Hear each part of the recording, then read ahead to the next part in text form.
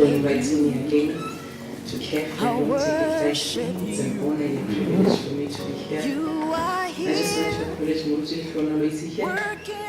It's his birthday today, and he decided to come and spend it with you guys. So you can hug him, give him presents, give him money, tell him. Now that we spoke about money, he's raising his hand so that you can see where he is. Yeah, so happy birthday, Mokuzuli Fronalo. I think he's probably one of the longest serving members of Christian Action Fellowship. When we all left and went to work and went to do other things, he continued. Most of us took breaks and came back later, but he stayed forever. He's like a member for 25 years. So yeah, it's one of those things, but it's all right.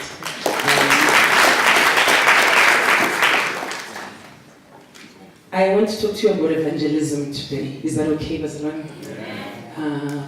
As I was driving here, in my spirit I just felt God was just speaking to me about a couple of things, and I thought this one let me share with you.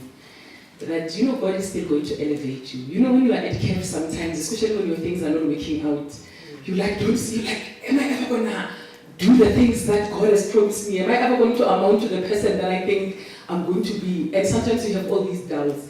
And 20 years later, some of us have been out of care for what? How long ago is 2004? Okay, I came here in 1995. How long ago is that? Okay, now I'm really revealing my age. So I came here in 1995. I won't tell you when I left, but I left. I came here in 1995. So this is 21. That long. So somebody was not born, they got born, and they are at birth now. Maybe they even left. Sure, I never realized just how long ago. I think it was 11 years. Are you sure it's 21? Okay, so 21 years ago, and I came to Viz, and when I look back at that 21 years, and I look back at the woman that I was then, or the little girl that I was then, because I was little, so just I was like, 11, I can't French, so that you can add 21 plus 11. And you can really become young. No, obviously I was not 11. So, and during that 21-year journey, there would always be question marks about, Daddy, am I ever going to be the woman that I see in my prayers, the woman that I see in my vision, the woman that I see in my dreams? And somewhere along the way, you just get discouraged. You think it's never going to happen. Then when it happens, one or two things may happen. Number one, you may be drunk with just how important you are and forget that you are there because of God. And we see it a lot. We see it a lot. Some of you, God is going to elevate you. You're going to be CEOs. You're going to be MDs. You're going to own companies. You're going to command billions, and you're going to be drunk with just how important you are and feel like this is it, I've arrived, or whatever it is that you guys say now. The second thing is, if you are not careful, especially if you struggle too much, you may not think of yourself as you should.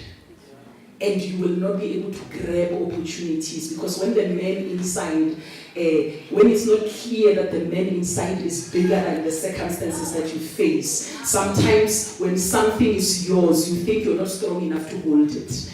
Let me just simplify. I'm coming to evangelism. So if somebody gives me 80 kilograms of milli, you guys look bourgeoisie. Do you know that milli? The one that we used to buy in the home, you think it will never get finished, and it actually gets finished. So if somebody gives it to me and they are somewhere up there and they give it to me to hold like this, I'm going to refuse to take it. The reason I'm going to refuse is because I realize that when this milli comes, it will not be the only thing going down. I'm going to go down with it. Because I calculate the weight of this thing, I calculate Mancha's weight, and I realize that Mancha is not strong enough to hold this milli. So if you don't understand who you are, some of the things that God gives you, you're going to look at them and be like, no, this thing is, no, I'm not ready. I can't take this. No, I can't be on this platform. No, I can't take this position. No, I cannot fight for this thing, because you think the inner man is weaker than what you have to face. So it's important that you allow God then to show you who you truly are. Because circumstances will never define you correctly. Because the world does not know you. The world may know your past, it may know your experiences, but it does not know you. So never allow anything that you go through to define you. Never allow anything that you go through to tell you what your limitations are. But always allow God to be the one that speaks into your life. To be the one that tells you what you must and can and cannot do. Amen. So let's go before we go to the Bible, let's try and define what evangelism is. Yeah? So I tried to look, because I'm a second language speaker of English. Yeah? So my first language is Sotokwa actually. It's not even recognized as one of the 11 official languages. But it's okay. I mean, all the nice things in life. Every time you see a beautiful thing, you must know that the design was inspired by Ratwagutogwa. That's just how we are. But even these cars, you know, Audi. So if you want to ask a person, are you not eating in Sotokwa? You say Audi. So you can see all the beautiful things in this life. But you can't so it's fine that it's just a dialect of Sepedi. It's not recognized as one of the official languages, but it's okay.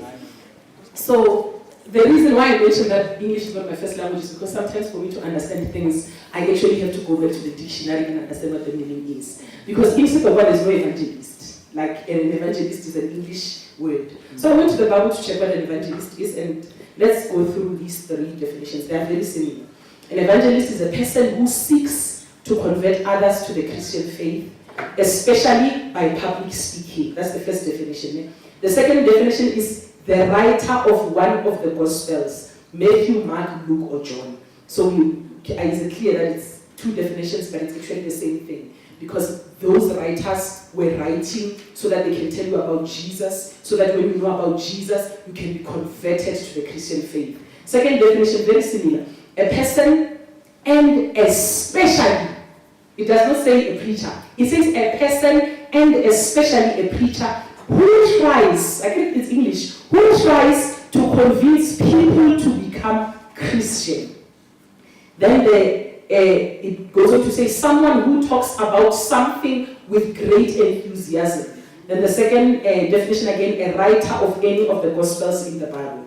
The third definition, similar. Any of the writers, Mark, Matthew, Luke, and John of the 4 Gospels. In any Greek Christian text, the word was used of the 4 supposed authors of the narrative Gospels. Then the second one, meaning itinerant preacher, was another early usage of the word.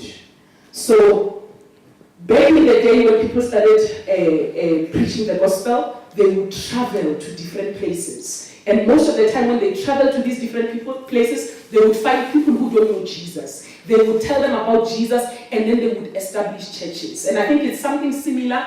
Maybe lately it's different, but maybe in the 80s and 90s, okay, I wouldn't know about the 70s because I'm a 78 baby. So really the 70s I was a kid, a baby. I was non-existent for most of the 70s. So I only speak of the 80s and 90s. So in the 80s and 90s, a lot of traveling evangelists would go with tents. So they would pitch a tent, and when they pitch a tent, they would do what was called then a crusade. They would call all people who don't know Jesus to come and listen and hear about Jesus. And every night, they would give people an opportunity to get saved.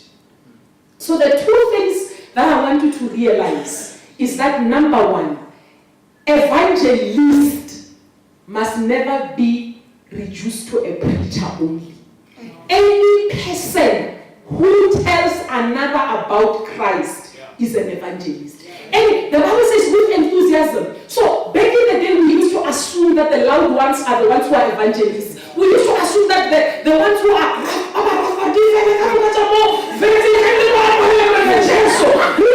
how we used to preach, guys. That's how some of us got saved. And then no, he wasn't that story.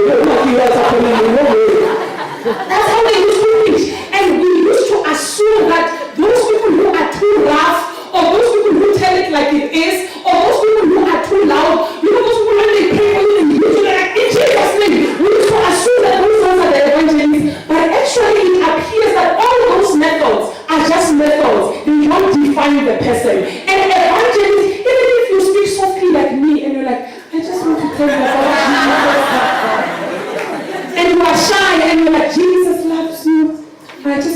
You are an evangelist. Amen. The second thing that actually we don't consider a lot is that an evangelist is also a writer. Amen. So some of us will never really speak about Jesus, but we are so good. We can write. When I read what you have written, I just want to know this Jesus I'm reading about. When I read what you have written, I remember back in the day when we used to travel in for missions or whatever, to have tracts. And the tracts, and there were different types of tracts, but they would simplify the message of salvation. So that even if a person picks up the tract from the Spirit, they will be able to read it and understand how to get saved. And at the end of that tract or that brochure or that pamphlet will even tell the person how to get saved and say, now if you want to receive salvation, say this prayer. And that tract will come to a person, because it was written by an evangelist, that tract will be able to speak to a person with no one there, and that person gets saved. And when they ask the person, how did you get saved? That person says, I picked up a piece of paper, I read the piece of paper, that paper spoke to me, and I got saved. But it's not the paper that spoke to the person, it's the evangelist who knows what was on the paper that spoke to the person. So in these days, we glorify the name so much that everyone wants to go to the podium, everyone wants to go to the pulpit, everyone wants their name to be known. No one wants to be that anonymous writer who is, we didn't know who wrote those tracts. But for many of us, when we went into the mission field, there's nothing that will happen in like house to house, especially if you find either Watchtower or Seventh-day Adventists, because they will deal with you, they know the verses. So if you are not that familiar with the verses, that tract was your best friend, because they said something, you moved through the tract, it was written so well that you were able to answer even things that you don't know, because there were verses there, it explained a little bit and taught you, the person who is speaking, to be an evangelist, because it was written by an evangelist. So now, we can't go back to those old tracts that were written. We need new data. The gospel will never change. The same gospel, but in a language that the people of these days are going to. I can't write to the 20-something-year-old. Half of the time when they speak to me, I don't understand what they are saying.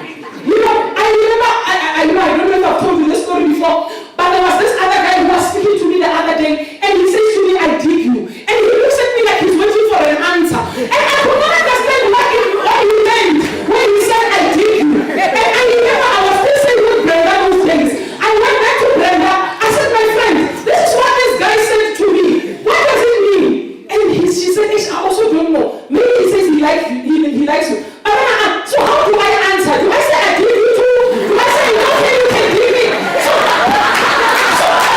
the reason why I am telling you this is because I want you to understand that I cannot write a tract that says the Holy Spirit teaches you. When I don't understand what to dig is, I don't understand where it comes from. Because, if you're ego, you understand it. When another young person reads the tract, they'll be able to understand that Jesus is your everyday day. If you accept him into your life. So if I read that tract, I'll be like Jesus is your everyday BAE. And I'll be like, my friend, what does BAE stand for? And she'll be like, I don't know, my friend. Maybe it stands for before, after, and I don't know. I don't know what it stands for. So the challenge that we have today is that we want to reduce the work of the evangelist to a few in the church, when the work of the evangelist is for all of us. You know, as I was thinking about this message as well, I was thinking about games. You know these games that people play? I don't play them. There's something called Candy Crush. Now there's Pokemon Go. I mean, my aunt was complaining that 2 girls, she works at an old age home. And she says 2 girls arrived at the reception of the old age home, and they said, they were looking at their devices, and they said, our devices are saying Pokemon is here. And my aunt wrote and said, guys, these 2 girls are looking for Pokemon at my work. Now all people know me, there's no Pokemon. So you can imagine my aunt is like way older than me. So what we need is people who are going to write apps or develop apps, who are going to write games that are going to lead people to Christ. The same way that sometimes, you know, when I'm listening, we must hack into people's Facebook accounts, but you know how they hack into our Facebook accounts?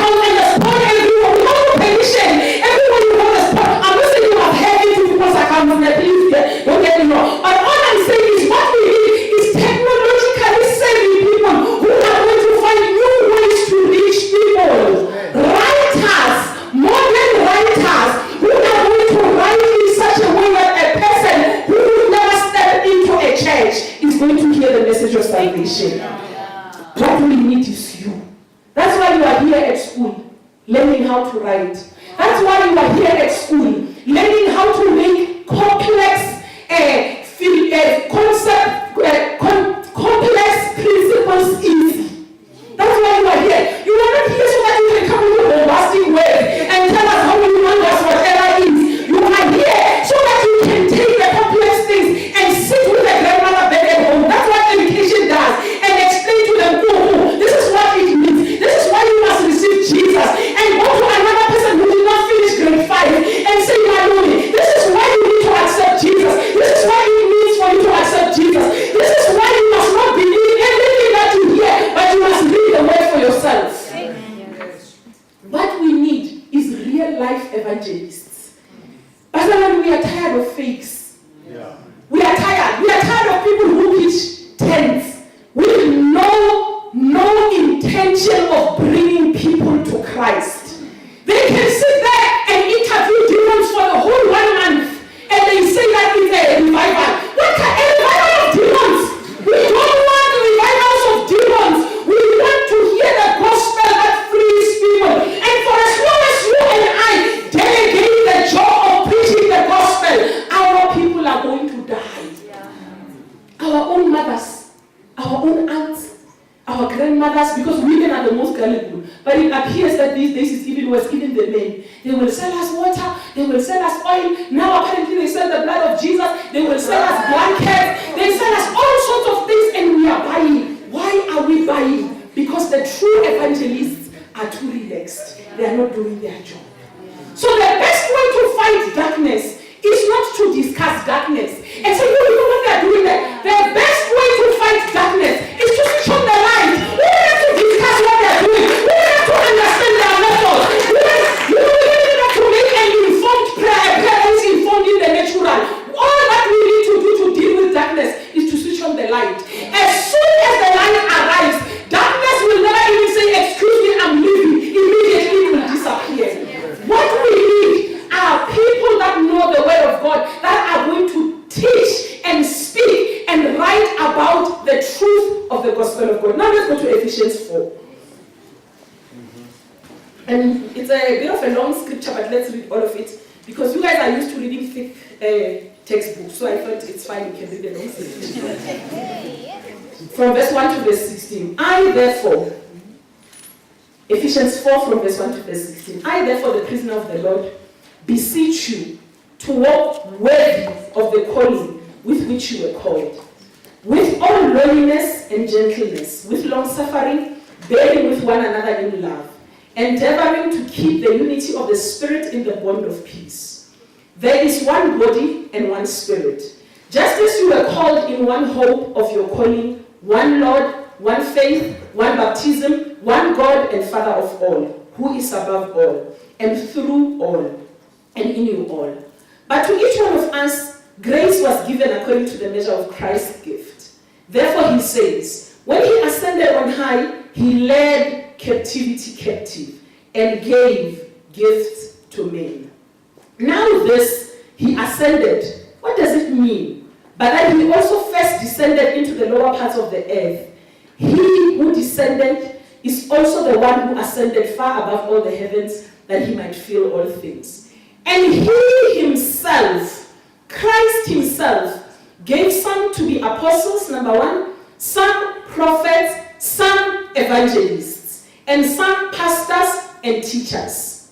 Why did he do that? Why did Christ himself give some, and today we're discussing to be evangelists? This is the reason: for the equipping of the saints. The job of the evangelist, just like all the other 4, is to equip the saints. Any message of evangelism or any message from an evangelist that either disempowers the saints or that speaks badly about the saints or that makes the saints to be weak is not a message from the one who gave some to be evangelists. Yeah. So the reason why God appointed you and I to be evangelists is so that we can equip the saints. What does it mean to equip? That's why you are here at school again.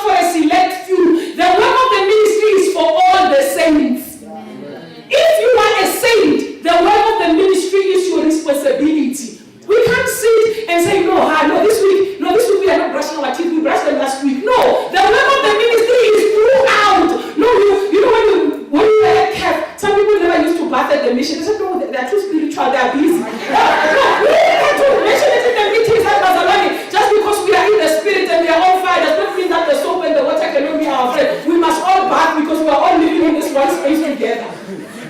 So the work of the ministry is just like brushing your teeth and bathing every day. It's something that all of us are engaged in, and it's something that all of us must do constantly. If I'm with you and you are my friend and you are not doing the work of the ministry, you must actually reach a point where you don't call me, you don't SMS me, you switch off your WhatsApp so that you never since you are online. Because if you are online, I will ask you, so how is the ministry going? Because all of us have a responsibility to do the work of the ministry. Number 3, for the edifying of the body of Christ. So, we can't preach a message that leaves you feeling like you are nothing.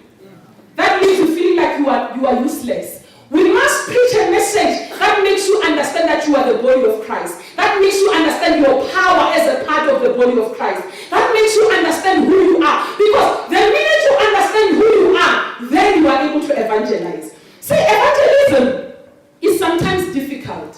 Not because the message of evangelism is difficult, because of how you see yourself. You know, if they say, go and evangelize to Patrice Motsepe, you start coming. If they say, go and evangelize to that woman who sells the tomatoes, you're like, where is she? Where is she? You are going there in a hand. Because sometimes when we look at ourselves,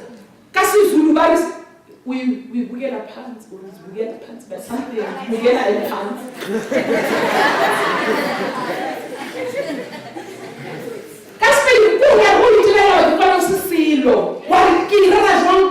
How am I going to go to Vets and preach to those kids who are so intelligent when I did not finish my degree? But when you are edified, you know that greater is he that is in me than the one that is in the world. You know that I am not preaching the gospel of Mancha, but I am preaching the gospel of Jesus Christ. Even if Mancha failed, the gospel of Jesus Christ never failed. So I can't preach my failure. I have to preach who Christ is. When the body is edified, we have the boldness to preach the gospel. But when we look down on ourselves, I know, and I don't know English properly. My accent is not right. They went to model C's. Then that's when there's only white people who go to model C's during my time. How am I going to preach? They will say they can't understand my accent. Someone told me that my accent is very international. How are they going to understand my accent? This my accent, how are they going to? I'm not preaching but no, I know, President, I'm sorry, I can't come. But when the body is edified, when you as a child of God understand that you have the mind of Christ, when you as a child of God understand that you are sent to preach the gospel of Jesus Christ, then you are bold, then you preach the gospel. Let's continue. Now, if you look at the next statement, it says, till we all come to the unity of the faith and of the knowledge of the Son of God, to a perfect man, to the measure of the stature of the fullness of Christ, that we should no longer be children, tossed to and fro and carried about with every word of doctrine by the trickery of men, in the cunning craftiness of deceitful plotting, but speaking the truth in love, may grow up in all things into him who is the head, Christ, from whom the whole body, joined and knit together by what every joint supplies, according to the effective working by which every part does its share, causes growth of the body for the edifying of itself in love. And really, when you are in class, when you join a certain, course, you want to know what the pass mark is. Okay, you can just go there and say, you are here by faith. I don't want to pass and I can't pass. You can't. So, especially if you are some of the other types of students, not worrying, not so very big. Maybe some of you very serious. You just want to know what the minimum is because that's what you are aiming for.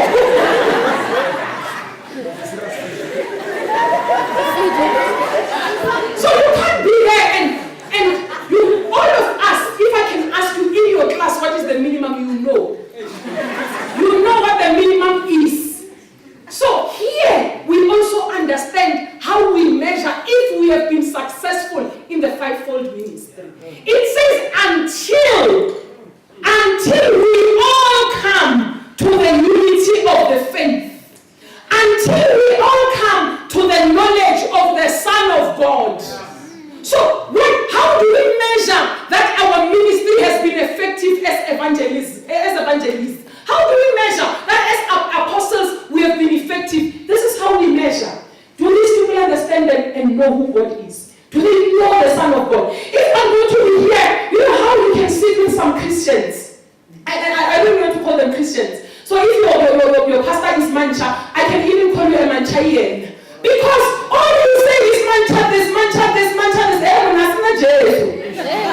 So some people, when you sit with them, by the time you are done, you know every sermon their pastor preached. Yeah. You know how their pastor lays hands on people.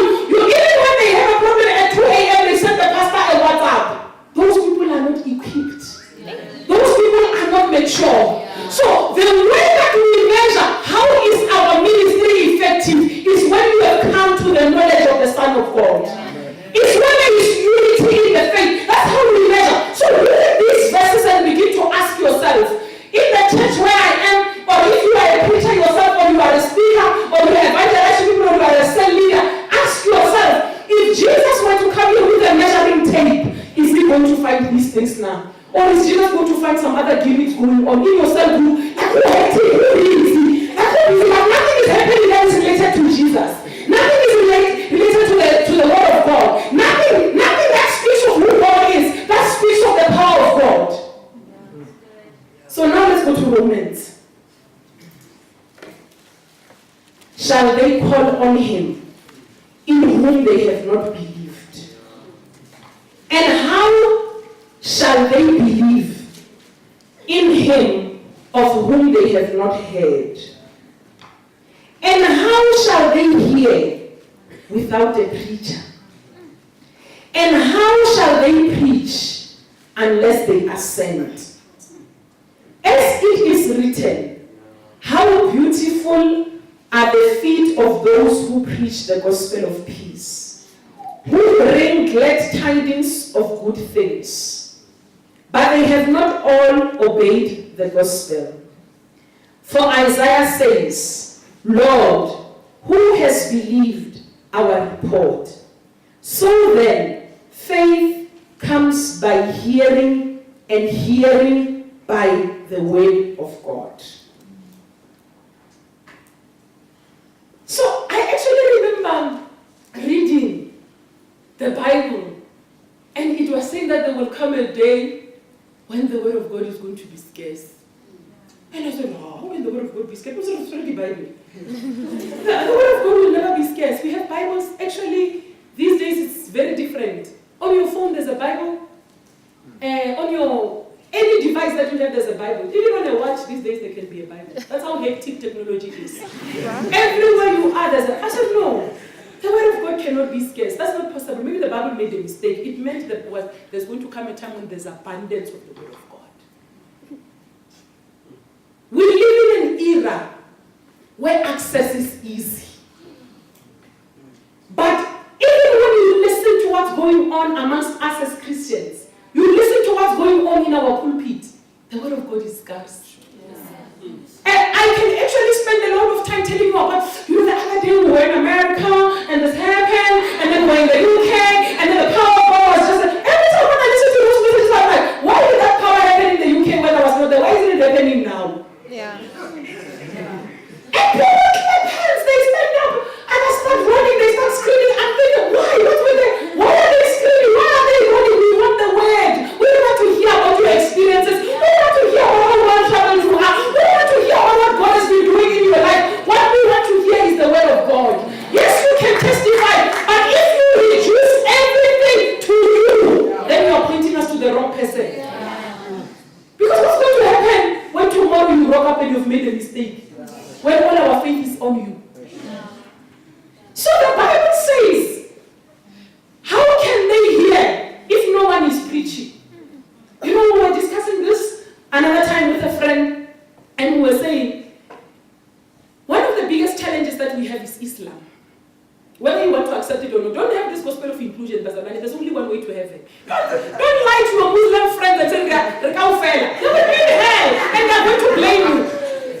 And you say, like my neighbors in Midrand, they are Hindu, they are so nice, very nice people.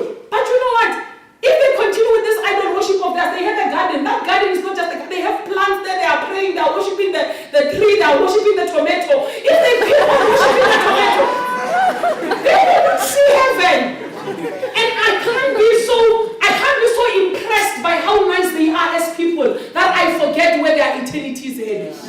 So the challenge that we have with Islam is that Muslims are strategic with what they are doing. The first thing that they do is they're too radical. If your child who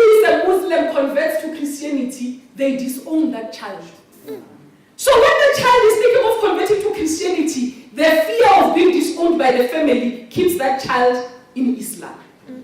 So they are applying a heavy natural hand on their family members and on their community members to stay in Islam. That's the first thing. So that's one of the reasons why it's difficult to convert Muslims. The second thing is, I say this with all respect. Those people are multiplying. Literally. And it's a strategy.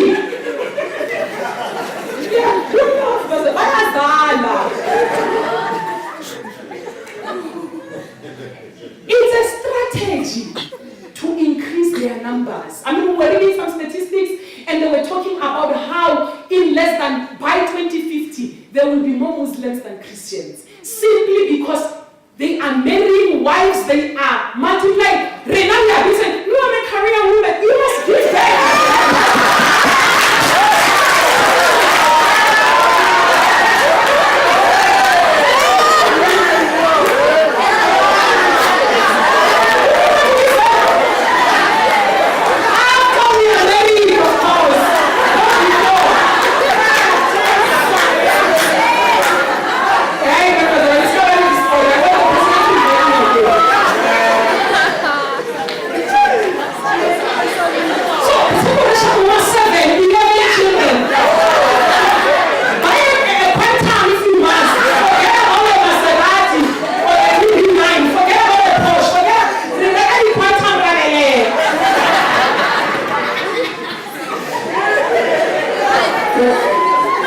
Come back to the sermon.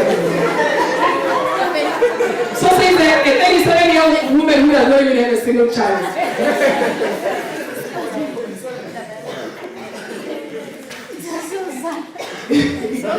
I don't think you must abstain if you are not married. So you must not say, we must have a head start, brother. No, that's not what I'm saying. Get married first. Okay, let's come back. So they plan these things. They strategize about these things. Obviously, the weapons of our warfare are not carnal again. Yeah. I know I'm just joking saying rebellion, but our weapons are spiritual again. They are mighty to the breaking down of strongholds. We employ different kinds of weapons. But the fact of the matter is we are not strategic about winning people to Christ. We are haphazard. We don't work together. We don't, some of the people that we have to win, they are even in churches. We must snatch them from the churches where they are at because they are lost with their pastor, they are going to hell with their pastor, with the fake miracles from strange altars. We must even win those ones to Christ. But we need to be organized. We need to begin to ask ourselves, are we just going to be happy hearing people who are going to be here? How are we going to plant one another strategically in positions of power? We need some of you to be in the ANC, we need some of you to be in the EFF, we need some of you to be in the Freedom Front. And we're saying, no, you're not in the Freedom Front because you are doing what they're doing. You are there because we want a place of influence. We need some of you to be doctors, we need some of you to be politicians. If half of you are saying, no, I'm just interested in music, it doesn't matter that you are interested in music. We need doctors, we need lawyers, we need judges. We need politicians, we need engineers, we need scientists, we need a lot of these things, and we must be strategic about placing one another there. If half of Kev is engineers, we need to think there are other areas that we are not impacting. Yeah. So you can't just say, no, I want to follow my passion, I'm not passionate. If your passion, half of us, if our passion is acting, we are going to lose most of the generation because we are not planning how we must be planted. So everyone says, no, I'm interested in making money. No one wants to be in government because government does not pay or government has too much bureaucracy or whatever the case is. And now we don't have a voice in government because none of you were interested. Everybody wanted to follow money. So you must not think that we are going to evangelize from the pulpit. This is step one. This is the baby step because most of you are saved. If I can ask right now, everybody who's saved, raise your hand. So how am I evangelizing to the saved? Why am I fishing in the bucket when a lot of fish in the sea is dying? So all of us are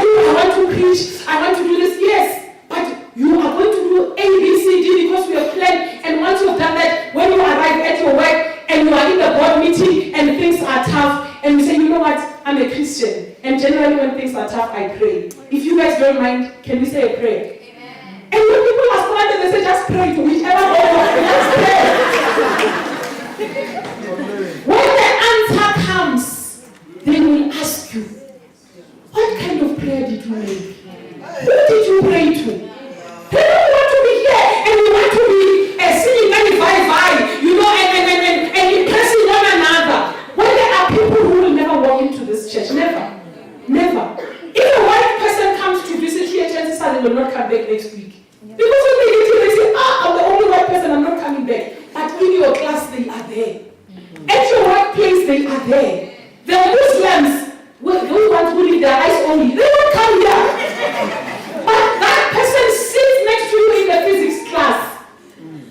But if we are not strategic about how we are going to equip one another to say, how do you preach? How do you win them? The Bible says faith cometh by hearing, and hearing the word of God. How do you preach the gospel to them? How do you know, some of us, we think Facebook is preaching, verse.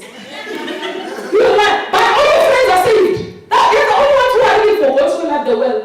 The sinners, they are reading. Boiti bought a house at 26. That's what they are reading. That's what they are interested in. But how do we make sure that you are at that place where your account is, do they say it's verified? Whatever, and you have 1 million followers, whatever the case is, you guys know these things better than me. And when you speak, people are saying, oh, say it, sister. You say tomorrow is Sunday. Say it, sister. Praise the Lord. Thank you, Jesus. I'm so blessed. Thank you, Jesus. But we must be strategic about how do we get to those places. How do we reach those people who will never come to church? As we are going to evangelize tomorrow, how is your evangelism different from our evangelism 21 years ago? How is it the same? When we do, I remember the other day when we were in Sebokeng, we were preaching in Sebokeng. As soon as we arrived, I saw how that woman was cleaning that she's going to chase us. She was cleaning, we arrived there, we knocked, I was with young kids, it was just me and young kids only. And as we got into the house, this woman kept cleaning, because children can't read the situation. So these kids, they walk in, they start saying, can we tell you about this? That woman shouted at us right now. She shouted at us, and she told us to leave the house. As if that was not enough, the immediate next house that we went to, when we got there, we found this woman, she was taking a medication. We said, we just want to tell you about Jesus. She said, hey, I'm just about to take my medication. Well, we said, please, don't tell her. Who's your pastor? Leave the house. And we left 2 houses in a row. So what I want to ask you is, when you arrive there, and you start saying, can I tell you about Jesus? Can I tell the difference between you and Mawash Town? Is there a difference? So, how do you use the system of this world to win people into the kingdom of God? How do you use it to your advantage? Have you consulted the Holy Spirit? Have you asked Him how you must do it? Because the Bible says He knows our hearts. It's Him that convicts, it's not us. I can come with my fancy Sepedi or with my fancy English, and the person can just be like, you know what, Sissy, I'm busy. Rabata outside, what detail. So let's finish with this, Pastor, so that I can take your questions. Yeah? 1 Corinthians chapter 15, verse 1 to 4. Moreover, brethren,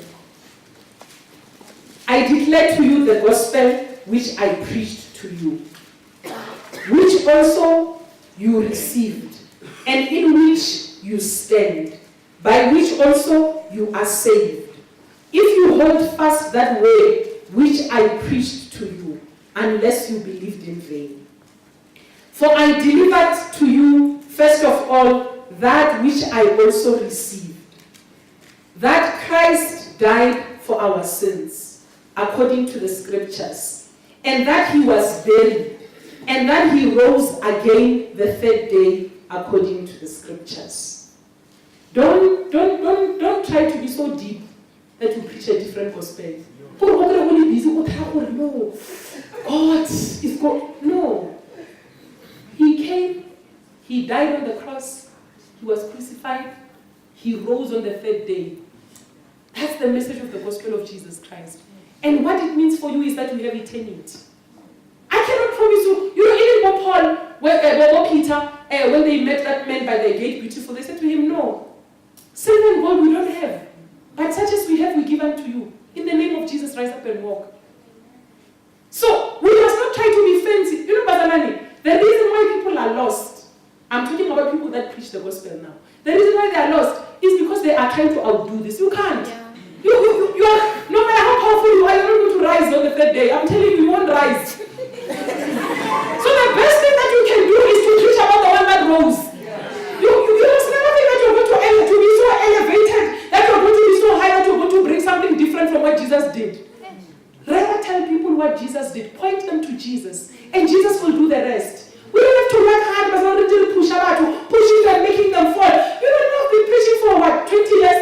And I can count the number of people that fell. Even when I make an altar call, I ask other people to come and help me. When those other people are praying, the people are falling, but my people are not falling.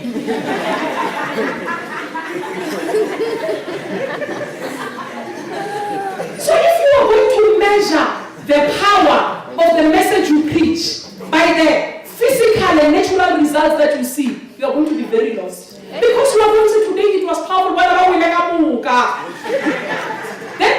they don't fall, you are going to start to go and visit someone to help you with the power to make them fall. This message is important for you Kefas, or not Kefas as in K-I, I mean Kef as, like I mean Kef people. It's because most of you are going to have churches. And some of us are going to be stressed when we see that we are going to Nigeria to get powers. When we see that we are going to visit Papa, now we are going to grow a hair. You are going to grow some hair, and then you are going to start wearing some shirts, and then you are going to start speaking slowly with a fake Nigerian accent. And we need to know you from Kef. We must tell you this now. So that you can understand that there is no other Papa who is coming. Jesus was the only one, and we must not be apologetic about these things. But if you are saving money to go to TV Joshua, it's better to give it to me to get myself a wig, because it's cold. The reason why these things keep on happening is because we are afraid of saying them. We must tell you, don't go to Bushiri, guys. Don't go to Bushiri. If you have problems, pray. Don't even come to me. I have problems. You guys are fired. I have problems. You want to come to me and start giving me your hair items? I'm going to address number 61 after my 6th job. The reason why we're teaching you these foundational things is so that you can be able to stand. Let's look at again Ephesians 4, then I'm finished. It says, till we all come to the unity of the faith and of the knowledge of the Son of God. It doesn't say till your pastors. It doesn't say till you. It says till we all of us, Bazalwani. We all have to know God for ourselves. We all must have a relationship with God for ourselves. You can't be a baby forever. If your 6-year-old child is still using diapers, you are going to take them to the doctor. You are going to take them to the pastors to be prayed for. You're going to call your prayer girls or your prayer boys to come and pray with you and say, my child is not growing up. But as children of God, we want to remain in diapers forever. Why? We must grow and we must know God. To a perfect man, to the measure of the stature of the fullness of Christ, that we should no longer be children, tossed to and fro and carried about with every wind of doctrine by the trickery of men in the cunning craftiness and deceitful plotting. When people plot, you must not be surprised. You must not say back to sender. That's why they are here. They are here to trick us. That's our mandate. That's why you can't blame the devil for being the devil. It's his job. What do you want him to do? So when the false prophets come and they are false, we must actually be happy they are being themselves. The false prophets must be false. The tricksters must try to trick us. They must come with the doctrine of demons we already learned from the Bible. But you and I, we must no longer be children. We must be able to see it for what it is, and we must call it out for what it is. I think that I'm ready for questions.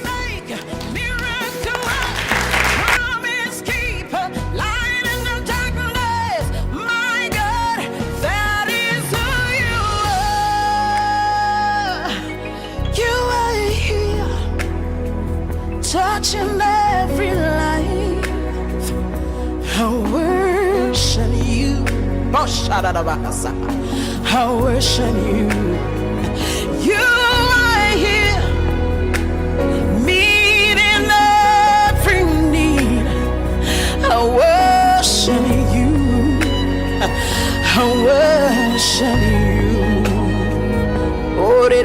Shande Amazeke.